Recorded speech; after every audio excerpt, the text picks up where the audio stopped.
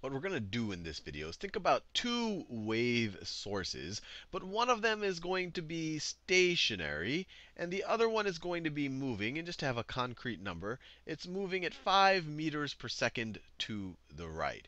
And what we're going to think about is where are the crests of the wave that it's been releasing for the last 3 or 4 seconds. So let's say that in both cases, they are releasing a wave. So the velocity of the wave is going to be 10 meters per second. You could visualize this maybe as a sound wave, but sound in air moves much, much, much, much faster than 10 meters per second. But this will make the math work out easy, especially relative to this guy who's moving to the right at 5 meters per second. And that's the whole point, to give you the intuition and make the math a little simple here.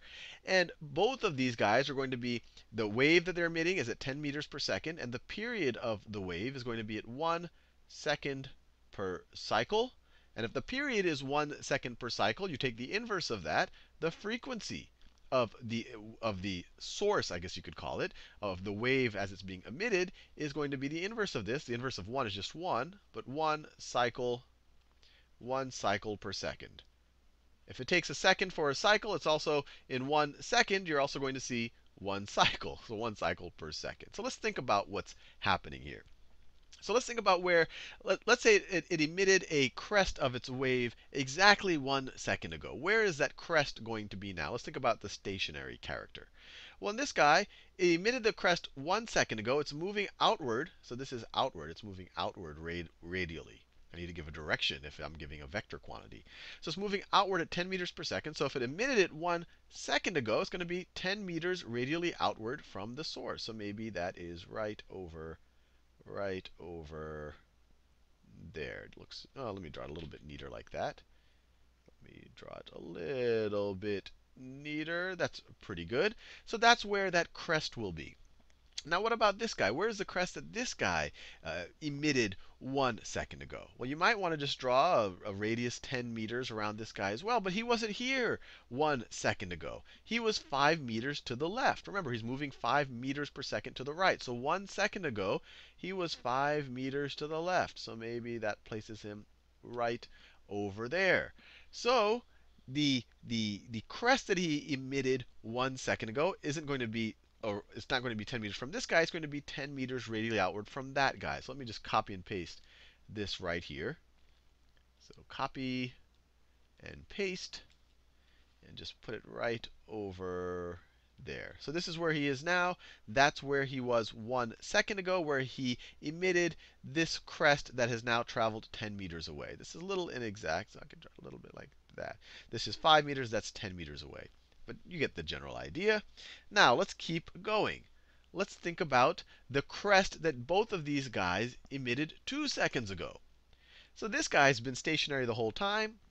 If he emitted it 2 seconds ago, it's traveling at 10 meters per second. It's going to be 20 meters radially outward from the center, from the source. So it will look something like that. I'm just drawing the crests of the waves. If you think of a pebble being dropped into a pond, these are just the high points on the wave that spreads radially outward from where the pebble was dropped. Now this guy, once again, you can't just draw a circle around this because he wasn't here 2 seconds ago. He was right here. He was right here 2 seconds ago. 1 second ago, he was 5 meters to the left. A second before that, he was 5 meters more to the left. So that wave that he emitted then is going to be 20 meters radial outward from this point. And so let me just copy and paste this right here. So copy and paste. So the center isn't going to be that or that. It's going to be that point where he was 2 seconds ago. Let's do this again. Let's do it again. Let me use pink. So what about the crest that either of these sources emitted 3 seconds ago? Well, it would be 30 meters radially outward. So another 10 meters from the last one. So it will be out here. It will be out there, just like that. This guy's been stationary the whole time. But what about this guy? Well, he wasn't here 3 seconds ago. He was here. Right? 1 second ago here, 2 seconds ago there, 3 seconds ago there. So we're going to be 30 meters radially outward from this point. So once again, I can just copy and paste this right here. So copy and paste. And it should be centered around that point right there. Now, let's think a little bit about what the perceived frequency of this wave would be for a couple of observers. So we could put an observer here, really anywhere around this guy. We could put an observer right here, and then we could put another observer right here. Now, what's this guy going to perceive? Well, every second he's getting a pulse being, well, there's a couple of things to think about. First of all, what is the wavelength of at least this wave right here? Well, every second he's emitting a pulse. So a second ago, the pulse is out there. It would have traveled 10 meters. And then he emits another pulse. So the pulses are going to be 1 second apart. But since they travel 10 meters in that 1 second, they're also going to be 10 meters apart. So the wavelength in this case is going to be 10 meters. The distance between these crests are 10 meters. Now, what about this situation right here? Well, it depends on kind of what side, whether the source is coming towards you or whether it's going away from you. That's the situation with this guy. In this, when it's moving towards you, it's emitting a pulse. So let's say it emitted a pulse right here. And then it moves 5 meters to the right before emitting the next pulse. So instead of them being 10 meters apart, in this case, this guy has kind of closed the distance by 5 meters over here. So these pulses are only going to be 5 meters apart. So over here, the wavelength is only 5 meters. And you can see it visually. This distance right here is half of this distance. These are 5 meters apart.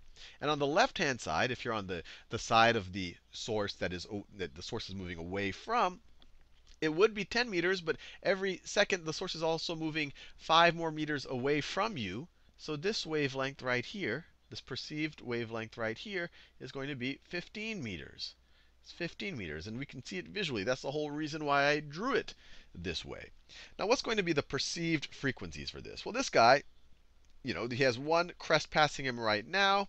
It's going to take exactly 1 second for the next crest to get to him because it's traveling at 10 meters per second. So he is going to perceive one crest or one cycle per second, or a frequency of 1 hertz, which makes sense. This is stationary. They're both stationary relative to each other. And we're also talking about classical physics. We're not getting into relativity and all of that. But the observed frequency is the exact frequency that was emitted by this guy right there. Now, what about this situation?